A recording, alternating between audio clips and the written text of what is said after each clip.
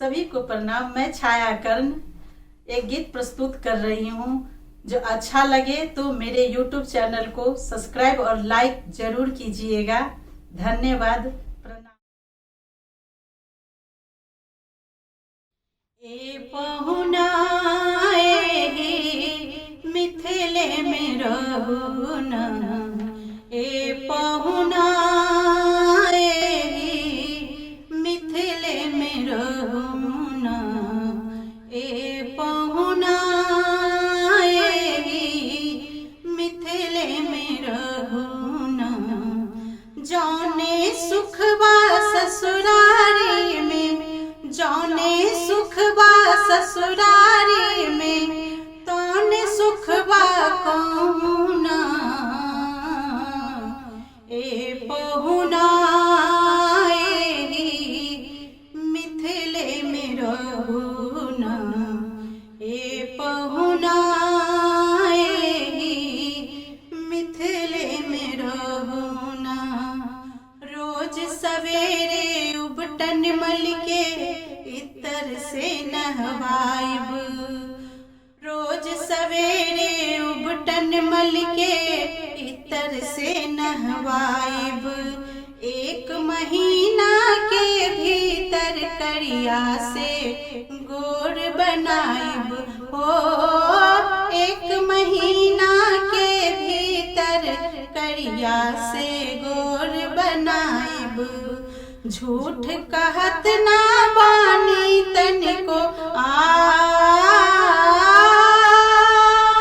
झूठ कहत ना बानी तनिको, मौका एगो देहु ना। ए पहुना मिथिले में रहुना, ए पहुना मिथिले में रहुना। नित नवीन मन भावन व्यंजन पर सब कंचन थारी, नित नवीन मन भावन व्यंजन पर सब कंचन थारी।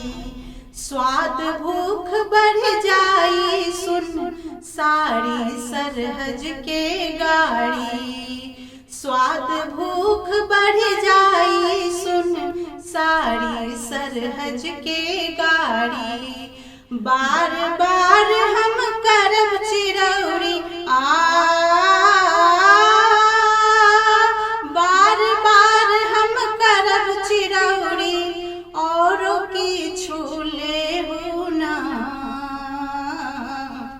ए पहुना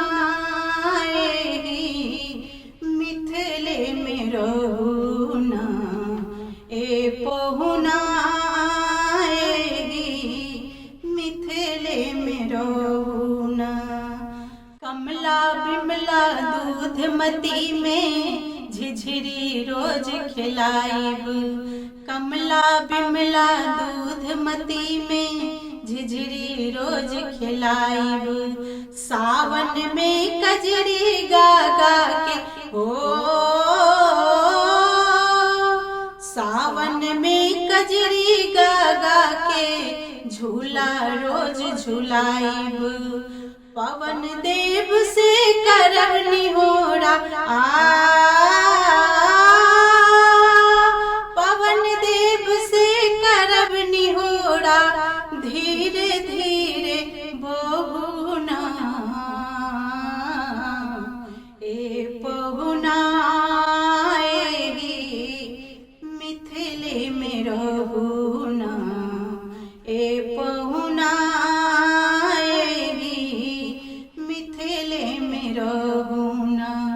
जौने सुखबा ससुरारी में, जौने सुखबा ससुरारी में, तौने सुखबा कहुना।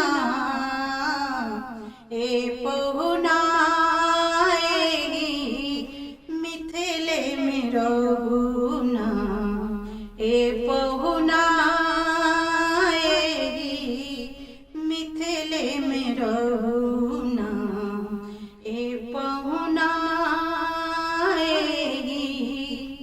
मिथिले रहो।